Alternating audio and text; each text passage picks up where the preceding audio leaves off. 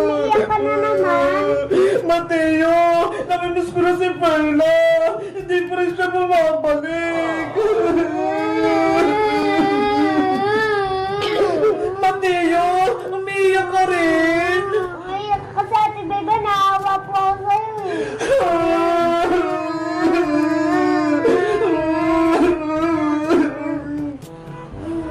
Ano nangyari sa bahay? Puro silang mga umiiyak.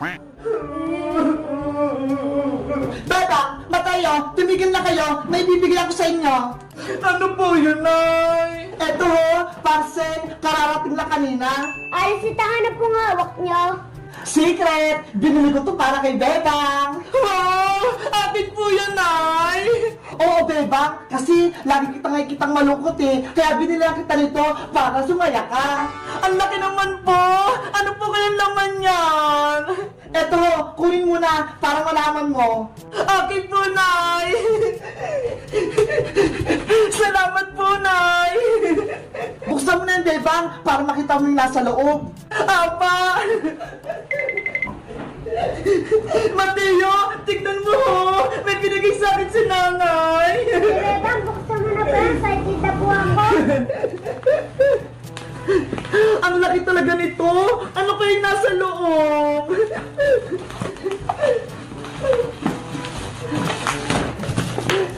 Mateo! Tignan mo ho! Isang dal ng egg surprise! Wow, ang dami naman po na natin, Bebang. Kaya nga eh! Ang kukit ng mga itlog! Ate Bebang, bigyan mo po ako. Sige! Magbubukas tayo ng itlog!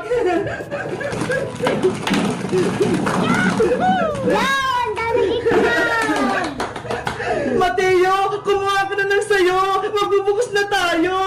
Ilan po kukuhain ka, Ate Bebang? Kumuha ka ng 5 pieces! Isang strawberry, isang green na Yuhu! Malapit na tong malutong lechon namin. May ulam na kami ni Princess pati ni Bebang. Boyong, kakain na ba tayo? Gutom na kami ng baby natin! Konti na lang to, Bebang. Maluluto na tong lechon. Wow! Ang sarap naman ng ulam natin! Lechon! Saan mo naman nakuha niyang baboy? Nakita ko dyan, oh, sa may gubat, kumakain ng damo, kaya hinuli ko, gamit tong sibat. Ang galing naman ng asawa ko! Marunong na nga siyang gumawa ng bahay-bahay! Tapos, magaling din siyang manghuli ng lechon! Aba, malakas ata ito. Kahit dinosaur, hulin ko. Ang cute-cute naman ni Mr. Crab! Ang laki-laki niya! Beba! Patingin ako ng alaga mong crab! Iska, halika dito, tignan mo! Ang bait-bait niya! Yahoo! Mr. Crab, kamusta ka na? Ang ganda-ganda ng kulay mo, tapos ang laki-laki pa ng mata mo. Iska, tignan mo si Mr. Crab, gustong-gusto niya ng tubig para lagi siyang naliligo. Wow! Saan mo nakuha si Mr. Crab, Bebang? Gusto ko din magkaroon niyan. Binili ni nanay kaninang umaga to sa may palengke para ulamin namin. Kaso, sabi ko, alagaan ko na lang eh. Sa bagay, kawawa naman siya kung maluluto lang. Bebang, asan na yung bago mong alaga? Sabi ni Mateo, meron ka daw alimango. Halika dito, princess. Andito siya, oh. Naliligo sa tubig. Wow! Ang sarap naman yan ulamin! Oh, no! Hoy, princess! Hindi yan ulam, no? Alaga ko yan! Kaya nga, may pangalan nga eh. Siya si Mr. Crab. Mr. Crab! Woohoo! Ay! Bebang! Tulong! Princess! Bebang! La la la! Baby! Matulog ka na! Si papa mo pumuntang Maynila, si mama mo naglalaba. Big Bird, nasan ka na? Hindi kita makita dito. Ang dami ko na kasing Big Bird eh. Hindi ko na alam tuloy kung sino yung totoong Big Bird. Asan kaya si Big Bird? Hindi naman to. Kulay dilaw to, tapos ito. Bebang! Bebang! Iska! Nandito ako sa kusina! Naghuhugas! May papakita ko sa'yo. Panigurado matutuwa ka. Ano yon? Halika rito. Pasok ka sa loob. Ice cream, ice cream! Bumili na kayo ng paninda kong ice cream! Wow! Siska! Nagtitinda siya ng ice cream! Ice cream kayo dyan! Masarap to at malamig! Iska! Pabili ako ng ice cream mo! Princess, ilang bibiliin mo? May pera ako dito! 1 piso! Pabili ako ng ice cream! Nge! Piso lang! Hindi pwede, princess! Sige na, Iska! Bentan mo ako ng pisong ice cream! Bawal, princess! Malulugi ako! Pagagalitan pa ako ni mama! Kahit konti lang! Please! Gusto ko kasing kumain ng ice cream eh! Sige na nga! Yay! Makakain ako ng ice cream! Akin na yung bayad mo! Kahit Iska! Damihan mo yung paglagay ah! Dahil piso lang yung bayad mo, princess! Eto lang yung ice cream mo!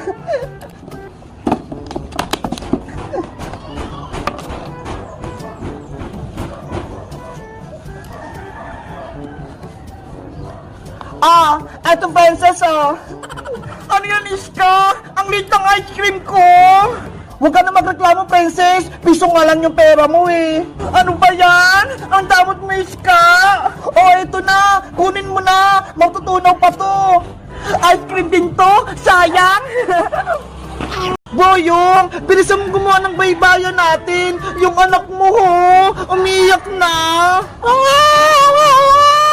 Saglit lang naman, Bebang. Malapit na to. Itatayo ko na lang tong poste ng baybayan natin.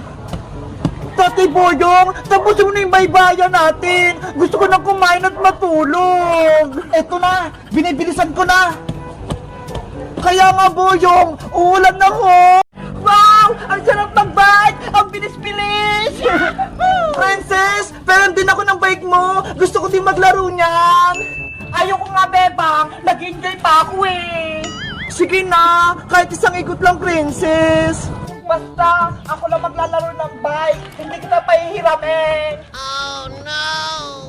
Maring Bebang! Kasama ko na yung barangay tanod. Lumayos na kayo dyan sa bahay nyo. Nasaan yung papalayasin? Lagot! Saan ang Iska? Andyan na! Si nanay! Tulog pa! Nay! Gumising na po kayo dyan! Saan ang Iska? Nandyan na! Kasama si barangay tanod! Ano? Saan ang Iska? Palalayasin na po tayo! Bebang! Nasaan ka? Magpakita ka sa akin! Princess anak! Isarado mo yung bintana para hindi tayo makita dito! Opo!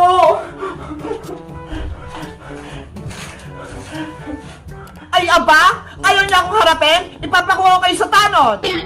Aling Bebang, lumabas kayo ng bahay nyo ngayon na! Lagot na kayo ngayon! May tanod akong dala!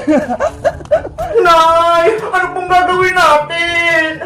Dito ka lang, princess! Ako nang bahala! Haharapin ko sila! Pero, Nay! Baka ulit po kayo ng barangay tanod! Makikiusap po kay Maring Iska! Baka sakalang din niya tayo palayasin! Opo! Huwag kang alis dyan! Antayin mo ako!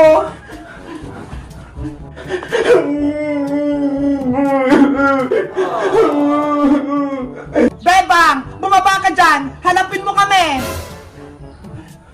Maring Iska! Anong kailangan mo? Tinatanong pa ba yan? Nasaan yung pambayad ng utang mo sa tindahan?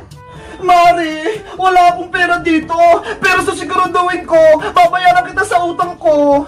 Matagal na yung utang mo, Bebang. Kaya dapat, oras na para singilin ka.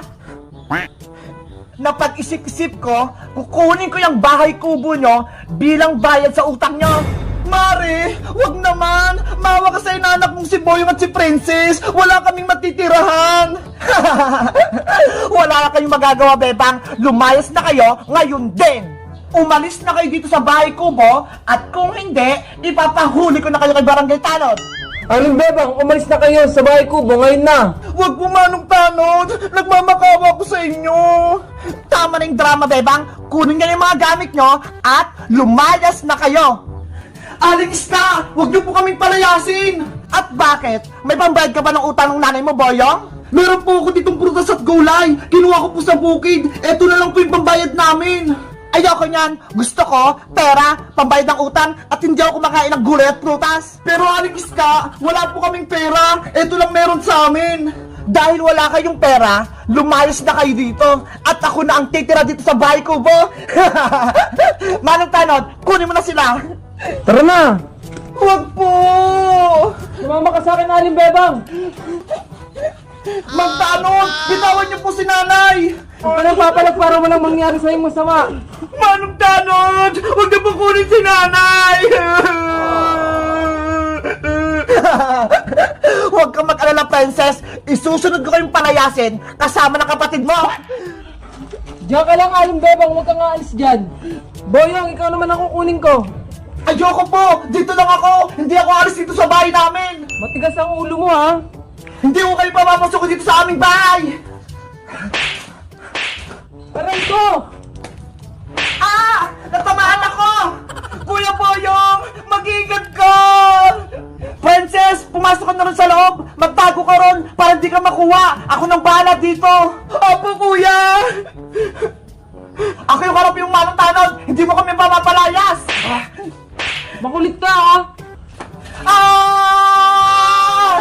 Boyong anak! Nanay! Nahuli ako! Naku! Pati si Kuya Boyong! Nakuha na din! Lahat kayo mapapalayas dito sa bahay na to! Guys! Anong gagawin ko? Pinapalayas na kami ni Aling Iska dito sa bahay kubo! Mag-comment lang kayo kung gusto nyo ng part 5! Bye-bye!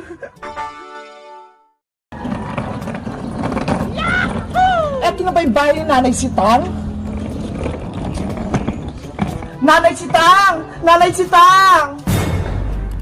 Sino kayong nasa labas ng bahay? Bangko! Bangko! Maglagay kayo ng pera dito sa may bangko ka! Ay, si Princess! May bangko siya! Gusto ko rin maglagay ng pera dun! Princess! Iska! May dala ka ng pera? Oo! Meron akong pera! Ilalagay ko sa bangko mo! Magkano yan lahat? 200 pesos to! Wow! 200? Sige! Ilagay mo na dito sa bangko ko! Okay!